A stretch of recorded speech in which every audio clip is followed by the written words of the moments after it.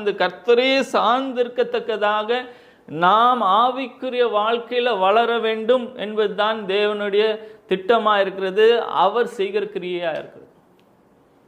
உங்க வாழ்க்கையில இப்ப நீங்க டிலேன்னு நீங்க நினைச்சிட்டு இருக்கலாம், டூ லேட்ன்னு நினைச்சிட்டு இருக்கலாம். ஆண்டவர் அகராதியில லேட் என்ற ஒரு காரியமும் இல்லை, ஏர்லி என்ற ஒரு காரியமும் இல்லை. அவருடைய குறித்த நேரத்தில் சகலமும் நேர்த்தியாய் நடக்கும். ஆனால் நமக்கு லேட் என்று தோன்றுகிற இந்த காலகட்டத்தில் என்ன செய்து கொண்டு இருக்கிறீர்கள்? ஜெபிக்கிறத விட்டுறாதீங்க, கர்த்தரை துதிக்கிறத விட்டுறாதீங்க, அவரை சார்ந்திருக்கிறத விட்டுறாதீங்க, உங்க விசுவாசத்தை விட்டுறாதீங்க.